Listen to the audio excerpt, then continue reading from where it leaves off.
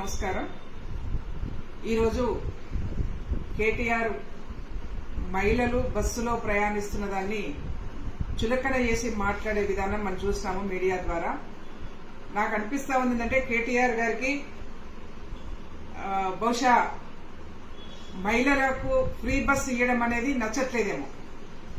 అందుకే పదే పదే మహిళలకు ఫ్రీ బస్సు మీద అనేక మార్లు కేసీఆర్ మాటల్లో, కేసీఆర్ గారి ప్రసంగాలలో మహిళలకు ఇస్తున్నటువంటి ఫ్రీ బస్సు మీద చులకనగా మాట్లాడుతూ ఉన్నాడు.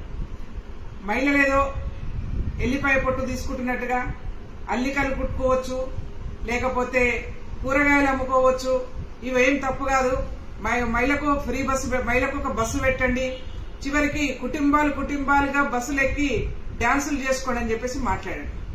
ఏం తమాషా ఉందా అని చెప్పేసి మేము హెచ్చరిస్తా ఉన్నాం కేటీఆర్ ని.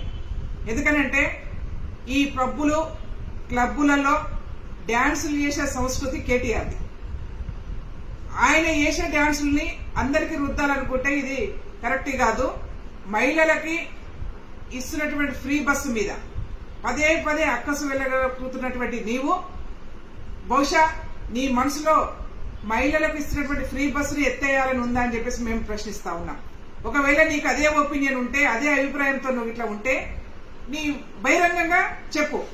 లేదనుకుంటే మహిళలు ప్రయాణిస్తున్నటువంటి ఫ్రీ బస్సులో ప్రయాణం చేస్తున్నటువంటి మహిళల్ని చులకన చేసి కించపరుస్తూ మాట్లాడుతున్నటువంటి కేటీఆర్ బహిరంగంగా మహిళలకు క్షమాపణ చెప్పాలని చెప్పేసి కాంగ్రెస్ పార్టీ నుంచి డిమాండ్ చేస్తా ఉన్నాం. లేని పక్షంలో నువ్వు పదే పదే ఈ విధంగానే మాట్లాడితే మాత్రం మహిళలతోనే చీపురుగా దెబ్బలు తినే పరిస్థితి వస్తుందని కూడా హెచ్చరిక జారీ చేస్తా ఉన్నాం. గతంలో చూసారు మీరు, చీప్ లిక్కర్ అనే పేరు మీద చీప్ లిక్కర్ తీసుకొస్తే ఇదే రాష్ట్రంలో మహిళలు చెప్పులు చీపుర్లు పట్టుకొని రోడ్ల మీదకి వచ్చి దాన్ని వెనక్కి పంపించారు.